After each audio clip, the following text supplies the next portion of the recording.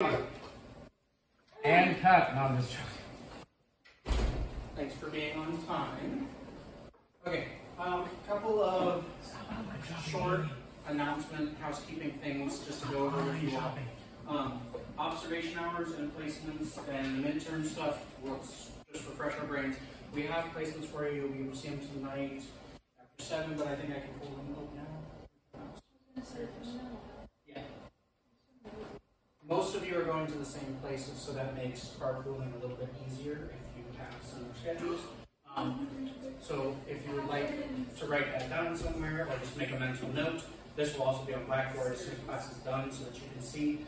If a couple of reminders with this, and I posted this on this little announcement as well. You are not to miss any other class time to do these. These are at whenever you can fit them into your schedules. And if you're having a hard time finding time during the day to coordinate with those cooperating teachers that we've set you up with to find the time during the day, reach out to us and we'll come up with an alternative assignment. Okay? But this should not be in the place of, Dr. Talley, I'm going to miss Wednesday because I have to do this observation. This should not take that much priority. It's only once when you can, or if you'd like to go multiple times and get multiple observations, that's fine. You just need enough to be able to fill out the observation form that we have on here. So make a mental note of that.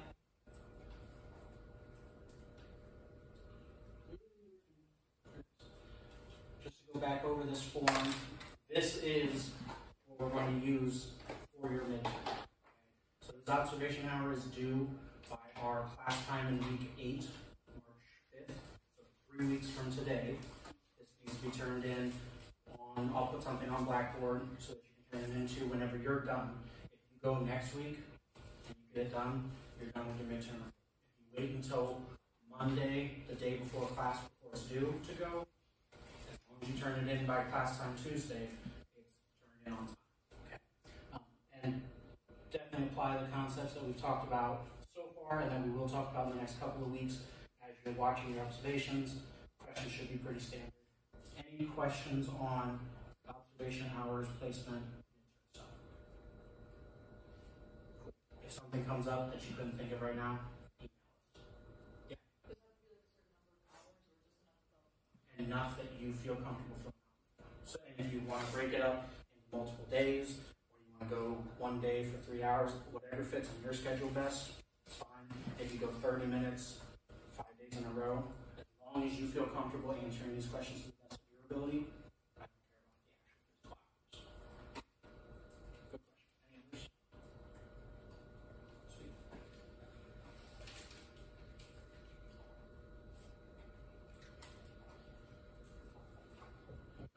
General reminder about assignments.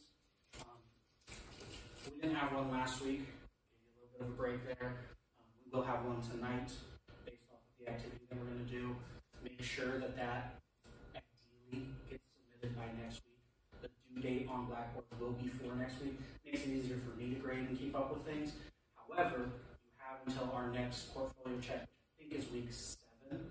So if you're really struggling or you're really swamped in some other areas, I know concerts are coming up next week. If you need that little bit of extra breathing room, turn it in week 7 when you do your next portfolio check, you'll still get full credit.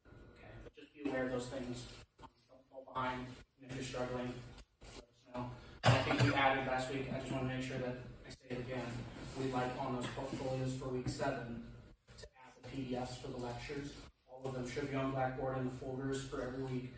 Add those two in some sort of way that you feel best. If you want to have them next to different assignments, you want to have one tab that is all just here's my PDFs, here's lectures, whatever you think is best to organize that, we'll be fine with as long as there's some form of organization. Questions on any of that? Our next few classes are not as me heavy, Marcus heavy.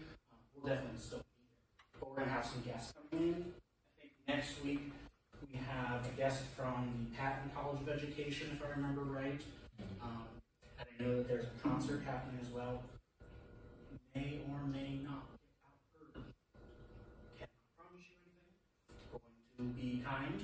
However, we will have classes. So don't come because you have a concert. Concert's at 8. And our class is 5 to 7. So be here. The weeks after that, you have somebody from Wyoming in Yeah, with us. from UW. And then we also have the ever lovely Sean Lay coming in to talk about instrument maintenance and repair. So, as we get into some more guests, please come prepared with some questions. These are really awesome people to kind of pick their brains, so don't be shy. Ask the questions, they're only there once. Marcus, anything to add? Announcement? I think that's all announcement wise. I think you hit it. Yeah, nice job.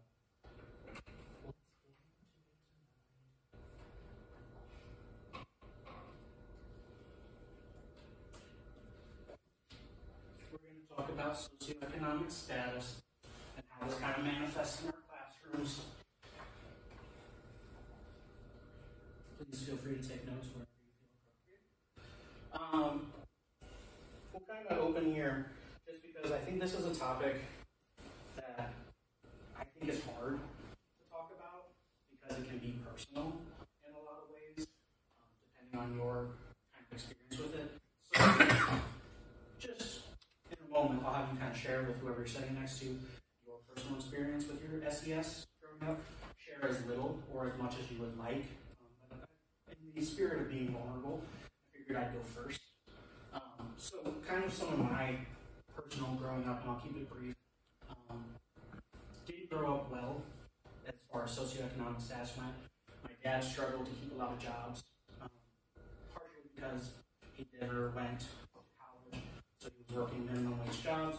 He had a lot of health issues, so it was difficult. There were times where we would have jobs with my dad, and then his liver disease or his kidneys would start acting up, and we couldn't afford to go to the hospital, so he would just lay on the couch for a couple of weeks until he started feeling better, and then he found a new job. So it wasn't always easy handling that.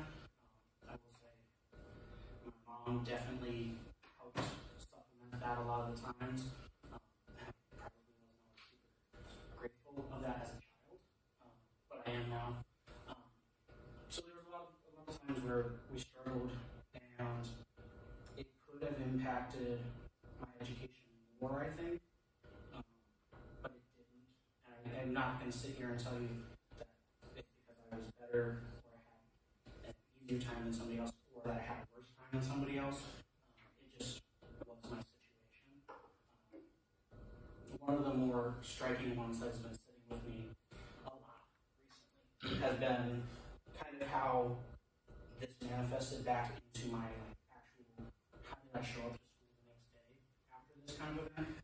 My 16th birthday, we had water, electricity, and the gas shut off on us all on the same day because we couldn't pay it. And I spent the whole evening by myself on the porch, grilling on a charcoal grill my dinner, sang happy birthday to myself, and then took a shower with the 2-gallon jug of water that we bought by a lampshade, or like one of those gasoline lights, the kerosene lights.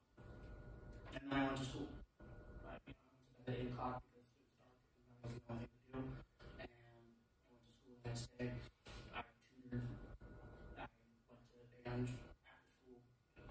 I got A's on the test that day. It was a normal day, right?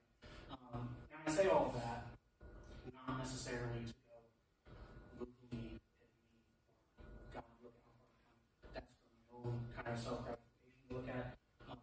But just to tell you that you might not know the environments that your students find themselves in.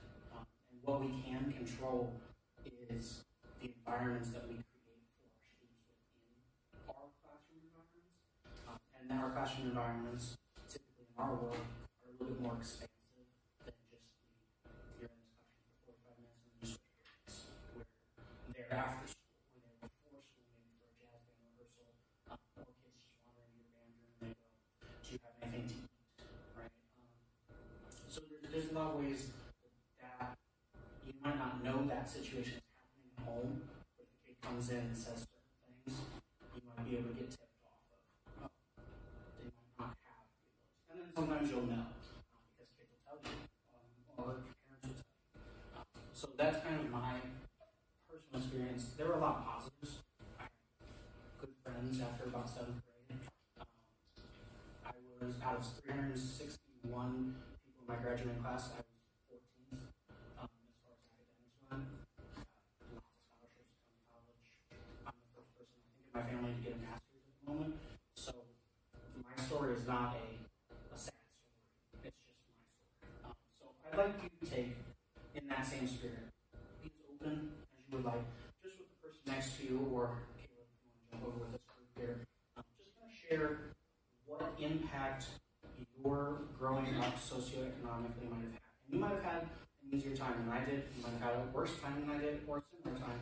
But just kind of think for a moment, what did that look like? Did I have trouble getting to and from school or practice?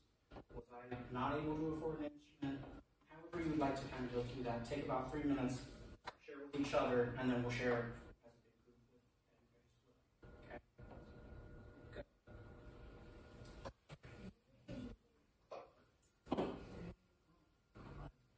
Okay?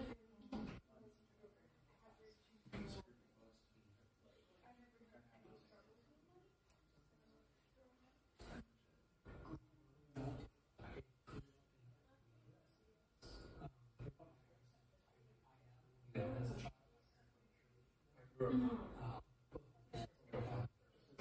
Right.